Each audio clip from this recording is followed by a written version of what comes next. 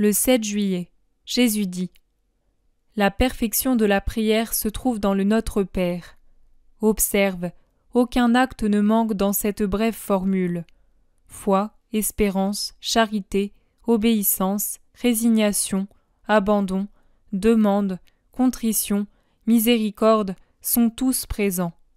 En la disant, vous priez avec tout le paradis pendant les 4 premières pétitions. Puis, quittant le ciel, la demeure qui vous attend, vous revenez sur terre, les bras levés vers le ciel pour l'implorer de vous accorder les nécessités d'ici-bas, et pour demander de l'aide dans la bataille à gagner pour retourner là-haut. Notre Père qui es aux cieux.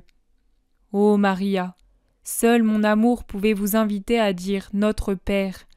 Par cette expression, je vous ai publiquement investi du titre sublime d'enfant du Très-Haut et de mes frères et sœurs.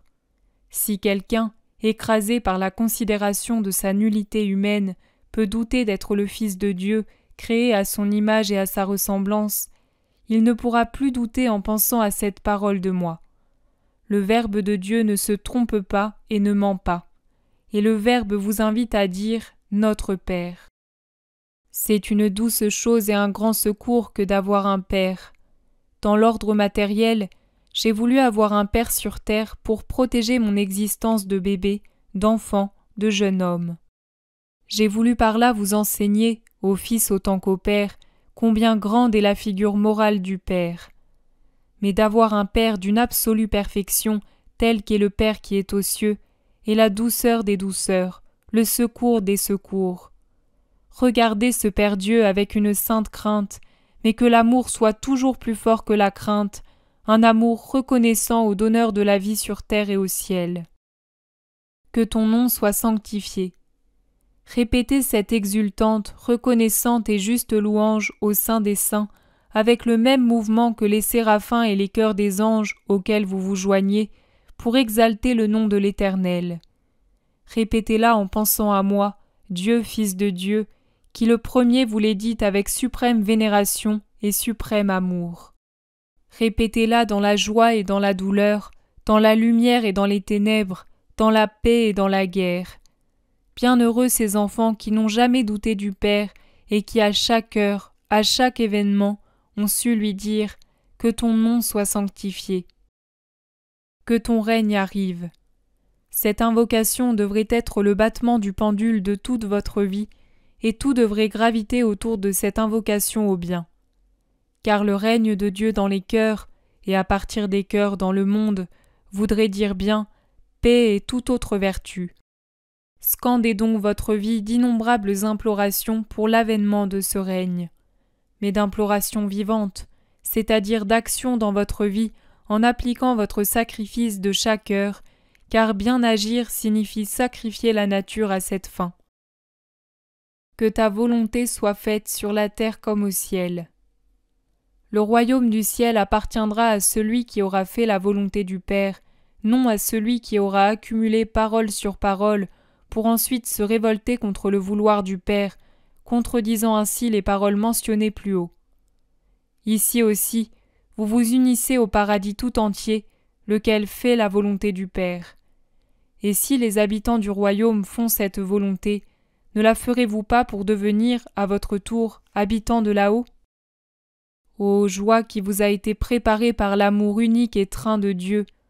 Comment pouvez-vous ne pas vous employer, avec une persévérante volonté, à la conquérir ? Celui qui fait la volonté du Père vit en Dieu. Vivant en Dieu, il ne peut se tromper, il ne peut pécher, il ne peut perdre sa demeure au ciel, car le Père ne vous fait faire que ce qui est bien, et qui étant bien, sauve du péché et conduit au ciel. Celui qui fait sienne la volonté du Père, annulant sa propre volonté, connaît et savoure sur terre la paix qui est dévolue aux bienheureux. Celui qui fait la volonté du Père, tuant sa propre volonté perverse et pervertie, n'est plus un homme. Il est déjà un esprit mu par l'amour et vivant dans l'amour. Vous devez, avec bonne volonté, arracher de votre cœur votre volonté et y mettre à sa place la volonté du Père. Après vous être occupé des pétitions pour l'esprit, puisque vous êtes de pauvres êtres vivant dans les besoins de la chair, demandez le pain à celui qui fournit la nourriture aux oiseaux des airs et les vêtements aux lys des champs. Donne-nous aujourd'hui notre pain quotidien. J'ai dit aujourd'hui et j'ai dit pain. Je ne dis jamais rien d'inutile.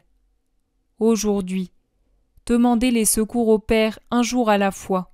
C'est une mesure de prudence, de justice, d'humilité. Prudence. Si vous aviez tout d'un seul coup, vous en gaspilleriez beaucoup. Vous êtes d'éternels enfants et capricieux de surcroît. Il ne faut pas gaspiller les dons de Dieu. De plus, si vous aviez tout, vous en oublieriez Dieu.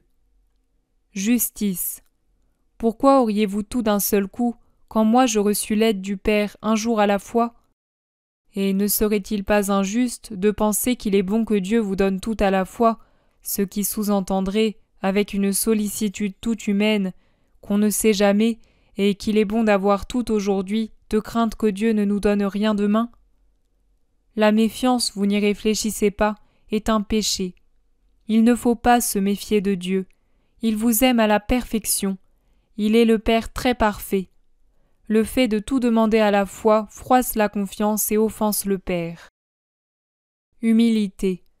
D'avoir à demander jour après jour vous rafraîchit la mémoire de votre nullité, de votre condition de pauvre, et du tout et de la richesse de Dieu. Pain. J'ai dit pain parce que le pain est l'aliment noble, indispensable à la vie. Dans cette seule parole, j'ai inclus pour que vous les demandiez tous les besoins de votre passage sur terre. Mais tout comme la température de votre spiritualité varie, il en va de même pour l'étendue de ce mot. Pain-nourriture pour ceux dont la spiritualité est embryonnaire, au point que c'est déjà beaucoup s'ils savent demander à Dieu la nourriture pour rassasier leur ventre. Il y a ceux qui ne la demandent pas, mais la prennent avec violence, en pestant contre Dieu et leur prochain.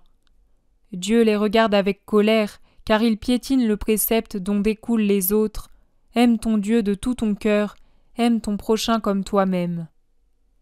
Pain secours dans les nécessités morales et matérielles pour ceux qui ne vivent pas seulement pour leur ventre, mais qui, ayant une spiritualité plus évoluée, savent vivre aussi pour la pensée.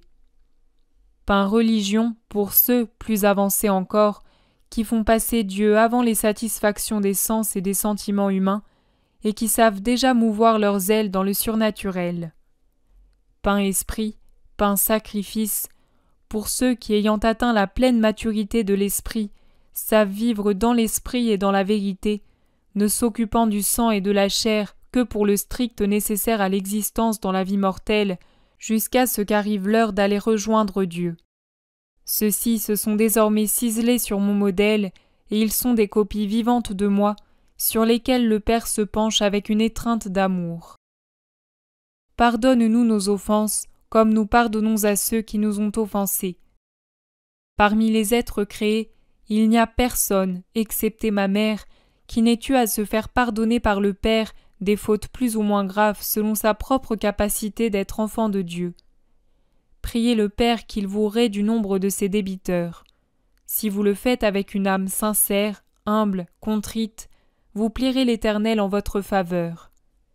Mais la condition essentielle pour obtenir le pardon, c'est de pardonner.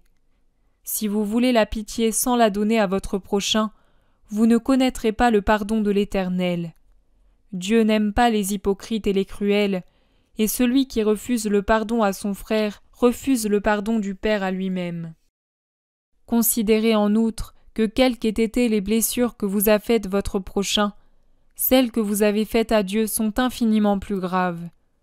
Que cette pensée vous incite à tout pardonner, comme je le fis par ma perfection, et pour vous enseigner le pardon. Ne nous induis pas en tentation, mais délivre-nous du mal. Dieu ne vous induit pas en tentation. Il vous tente avec des dons de bien seulement, et pour vous attirer à lui. Interprétant mal mes paroles, vous croyez qu'elles signifient que Dieu vous induit en tentation pour vous mettre à l'épreuve. Non, le bon Père qui est aux cieux permet le mal, mais il ne le crée pas. Il est le bien dont jaillit chaque bien. Mais le mal existe. Il existe depuis que Lucifer se tourna contre Dieu. C'est à vous de faire du mal un bien, le vainquant et implorant du Père les forces pour le vaincre. Voilà ce que vous demandez par cette dernière pétition, que Dieu vous donne assez de force pour résister à la tentation. Sans son aide, la tentation vous plierait, car elle est forte et rusée, et vous êtes borné et faible. Mais la lumière du Père vous éclaire, mais la puissance du Père vous fortifie, mais l'amour du Père vous protège, grâce à quoi le mal meurt et vous en êtes délivré. Voilà ce que vous demandez par le Notre Père que je vous ai enseigné. En cette prière, tout est compris, tout est offert, tout est demandé de ce qu'il est juste de demander et de donner. Si le monde savait vivre le Notre Père, le règne de Dieu viendrait dans le monde. Mais le monde ne sait pas prier, il ne sait pas aimer, il ne sait pas se sauver. Il sait seulement haïr, pécher, se damner. Mais je n'ai pas fait et donné cette prière pour un monde qui a préféré être le règne de Satan. J'ai fait et donné cette prière pour ceux que le Père m'a donnés parce qu'ils lui appartiennent, et je l'ai faite afin qu'ils soient unis avec le Père et avec moi, dès cette vie, pour atteindre la plénitude de l'union dans l'autre.